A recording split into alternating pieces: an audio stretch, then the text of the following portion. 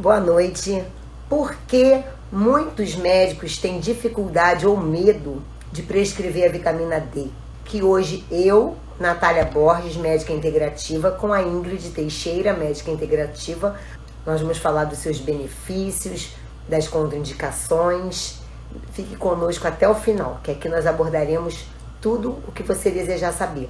Se você conhece alguém da área de saúde, já marque, tem aqui um aviãozinho, toque aqui, clique nesse aviãozinho e vai passando essa live para outras pessoas, para com que essa live chegue, para com que esses profissionais de saúde conheçam o nosso trabalho.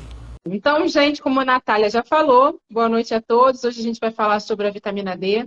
Eu vi que no post que nós fizemos hoje, para divulgar a live, uma pessoa falou que um médico falou que ela tinha que tomar vitamina E para o resto da vida e que a filha tinha que tomar vitamina D para o resto da vida. Eu não me lembro quais as patologias que ela relatou, e ela falando que não sabia dos efeitos colaterais da utilização dessas vitaminas de forma prolongada, né? Nada na vida, eu falo isso para os meus pacientes, né? Nada na vida é sempre nem para sempre. Então, a gente precisa saber, sim, que existem efeitos adversos, entender por que alguns médicos têm medo de prescrever a vitamina D. E a gente também precisa saber quais as formas de nos precavermos desses efeitos adversos, né? Então, é muito importante a gente saber a forma correta de utilizar a vitamina D, tá? Hoje nós vamos nos ater, né? A ideia é falar por que os médicos têm medo, entre aspas, né? A maioria dos médicos tem medo de prescrever a vitamina D.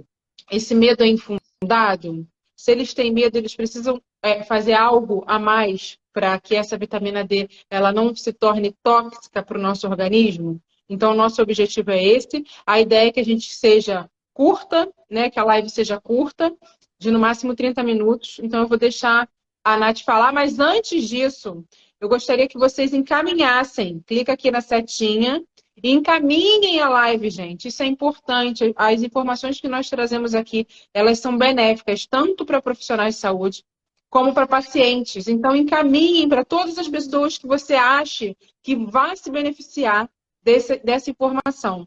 Né, Nath? Pode começar, Nath. Então, boa noite para todos vocês. Eu vou falar assim, que é uma coisa que é muito corriqueira na nossa prática clínica. Eu acho que a Ingrid também deve receber os pacientes bem dos médicos que não praticam a medicina integrativa e eles prescrevem, assim, umas dosagens muito subdoses. Oi, Luísa! Muito subdoses. Então, assim, eu falo, meu Deus, isso aí é uma dose muito baixa. E da onde vem esse medo? E quando você prescreve doses altas, as pessoas falam, meu Deus, faz mal. Então a gente tem que acabar com esses mitos, com essas crenças limitantes. Por quê? Isso não é culpa dos profissionais de saúde, porque nós não aprendemos de verdade isso na nossa formação acadêmica. E, assim, muitos dos sites que defendem a vitamina D foram derrubados, porque, assim, tem uma grande dificuldade da indústria farmacêutica também aceitar. Agora ela está começando a entrar no mercado.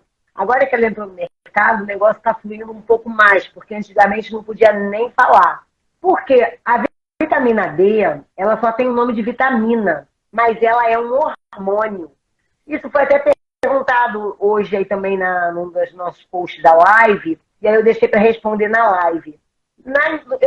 Eu sou péssima de contar história, mas eu vou tentar, não sei datas, mas eu vou tentar me recordar. Na época da Revolução Industrial, tinham observado muitas crianças com raquitismo. E aí não sabiam, não entendiam por quê. E eles observaram que as crianças da zona rural não tinham em relação às da zona urbana. E aí eles começaram a associar isso ao sol, que aquelas crianças pegavam no sol.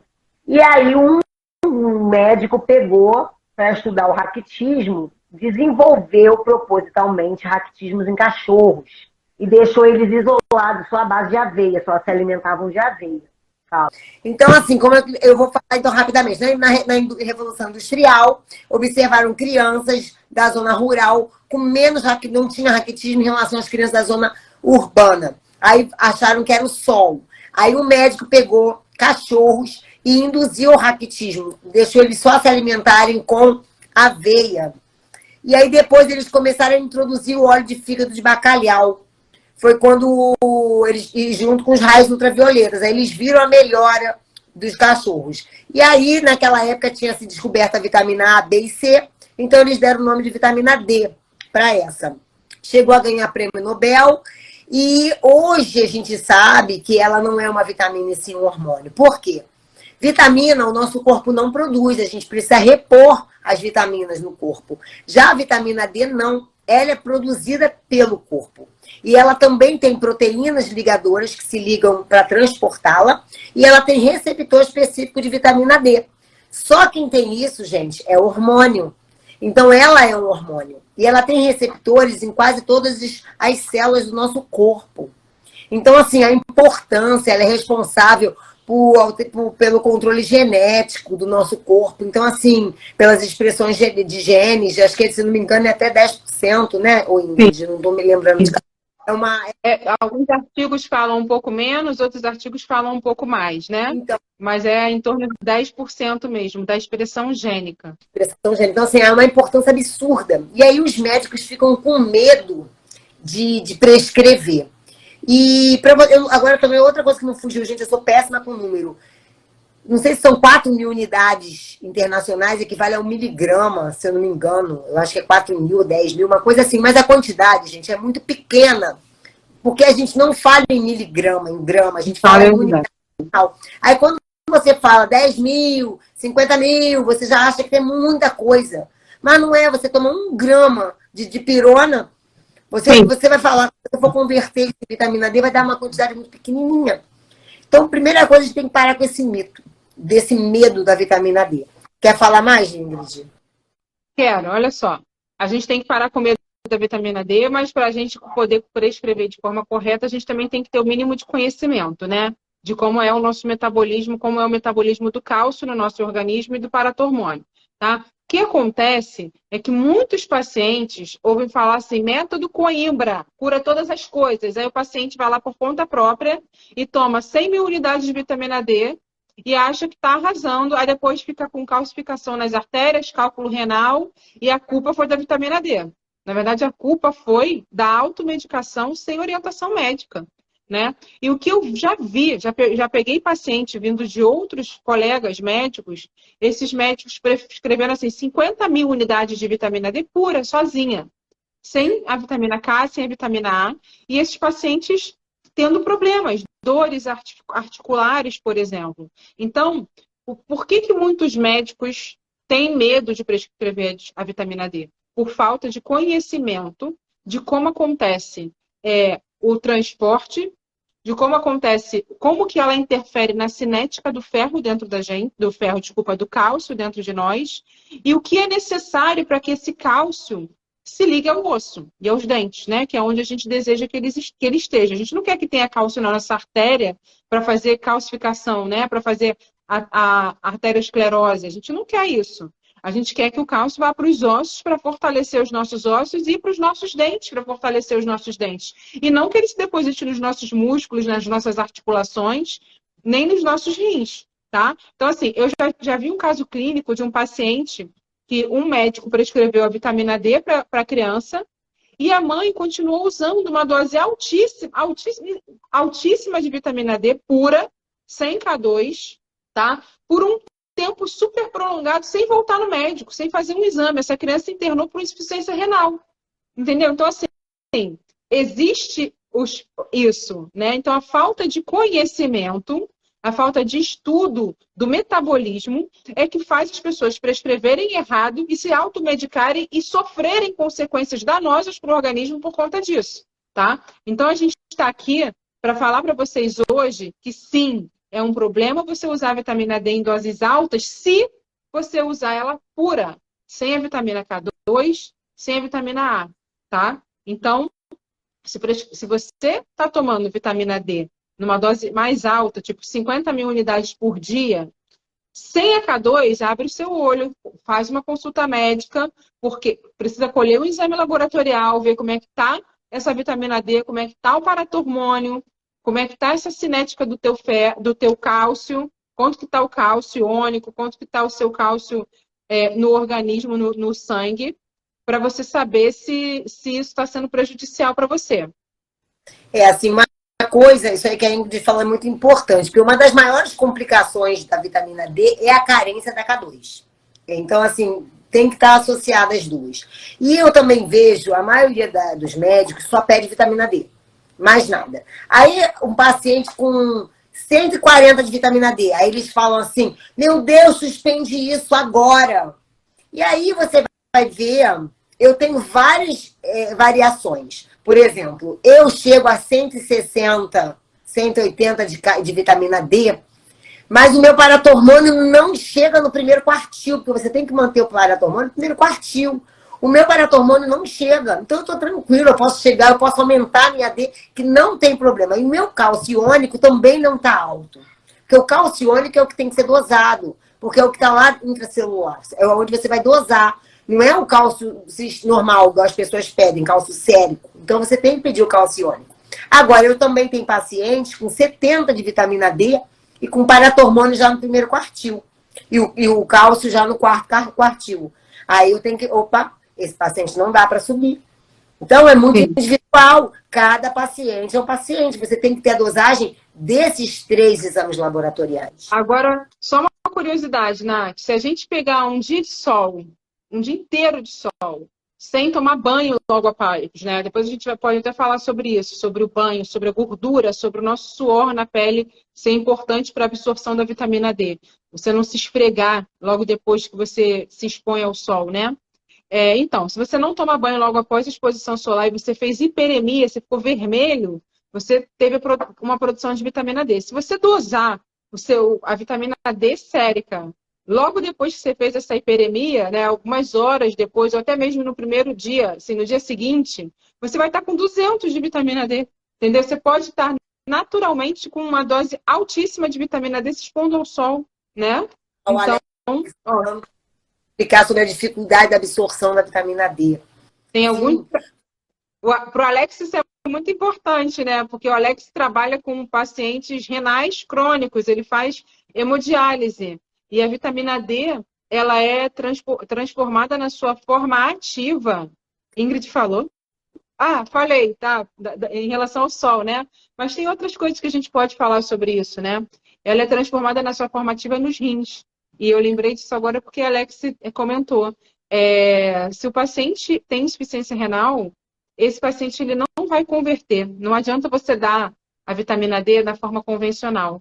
Você tem que dar outro tipo de vitamina D, né? A vitamina D informativa, que no caso no mercado a gente conhece como calcitriol. Então, os pacientes do Alex devem tomar o calcitriol, né? E eles fazem um acompanhamento bem de perto do paratormônio, do cálcio iônico, né? Agora, esses pacientes... Também chegando à idade, com o decorrer da idade, a gente também diminui a 1-alfa-hidroxilase, que é uma enzima que vai converter a 25-hidroxivitamina D, que é a forma de armazenamento, para a forma ativa, que é 1,25 de oxid, que é o calcitriol que a Ingrid falou. Na diminuição dessa enzima, você também não transforma a 25-hidroxi em calcitriol, né? Então, você também vai ter a vitamina D no sangue, mas ela não vai ter ação, você vai ter uma deficiência.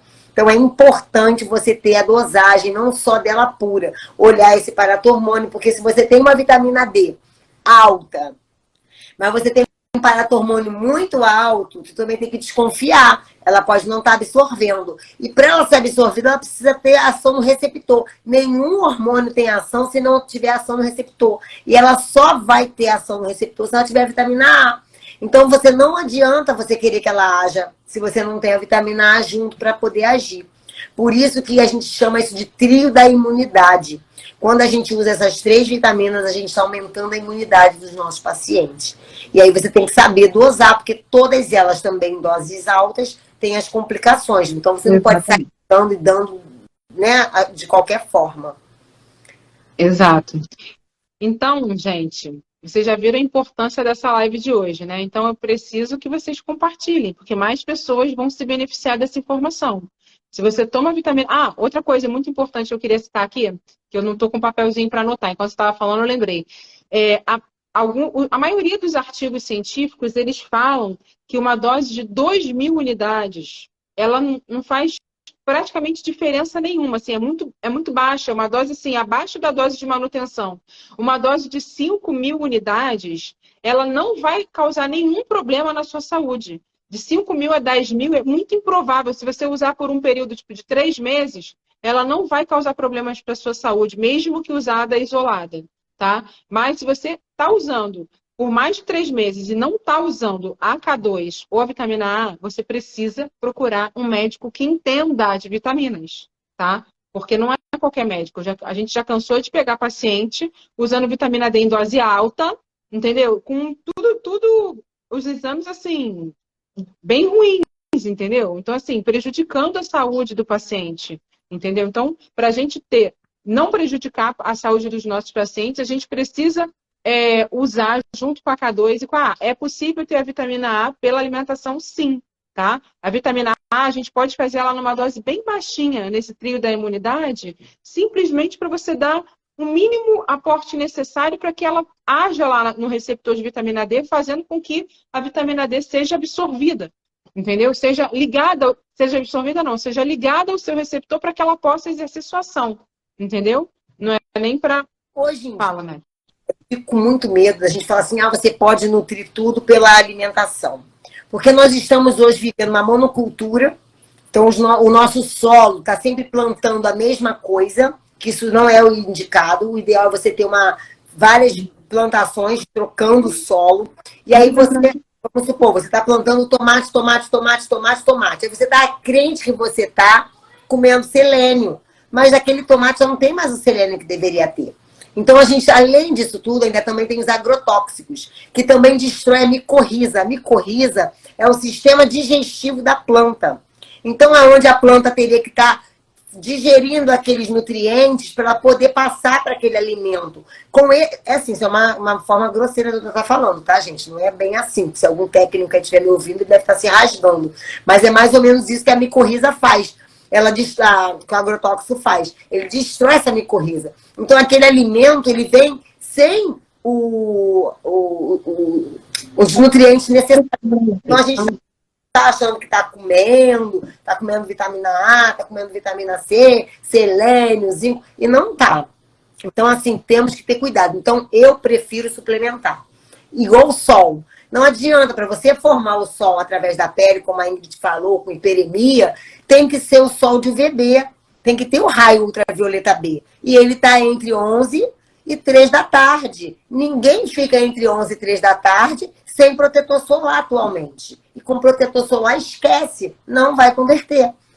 E além de tudo, oi Alberto, boa noite.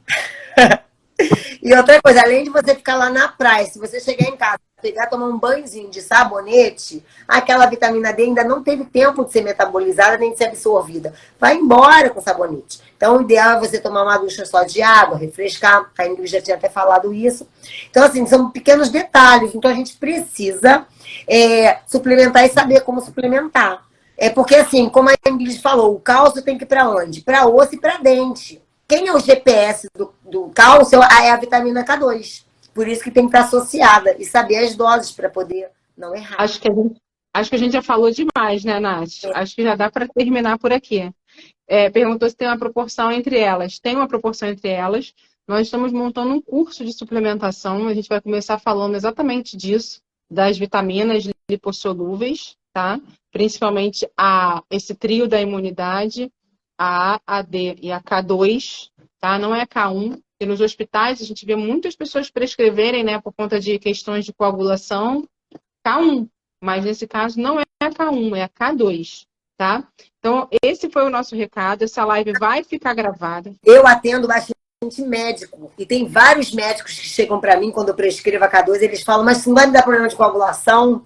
Aí eu falo, não, porque a gente nunca ouviu. Gente, tem K1, K2, aí tem a K2, MK1, 2, 3, 4, 5, 6, 7, tem vários, né, tipos de vitamina K. E a gente só conhece a 1. Que ele botou em dosar, é praticamente impossível calcular nível de vitamina absorvida via alimentação. Gente, é verdade, o Alex está correto. Tem que ser dosado, não tem jeito. A gente precisa dosar, porque é o que a gente está falando. Você está achando que está comendo alguma coisa e não está. Fora se você tem algum problema digestivo. Aí que você não vai ter a quebra dos alimentos e absorção. Fora se você toma um omeprazol da vida, né? Que você não absorve um monte de vitamina, um monte de... Bom, enfim, mas daí a gente vai falar em outra live, no nosso curso, né? Tem muita coisa aí de conhecimento para a gente compartilhar com vocês. Bom, eu acho que a gente já deu o recado, né? A gente já falou quais os cuidados que a gente tem que tomar quando suplementa a vitamina D, que a gente não precisa ter medo de suplementar a vitamina D, a gente precisa ter conhecimento para a gente ter segurança em suplementar para o paciente. E a gente precisa, e os pacientes, por sua vez, não podem usar a torta e a direita sem orientação médica, sem exame de sangue, entendeu? Então, vamos ter consciência em relação a como a gente deve usar, né, a vitamina D. Isso aí, gente. Então, foi um prazer estar com vocês. Façam uma excelente noite. Ingrid, mais uma vez, muito obrigada. E aguarde, gente. Teremos novidades em breve. Beijos. Um beijo. Obrigada, Nath. Tchau, gente. Tchau, tchau.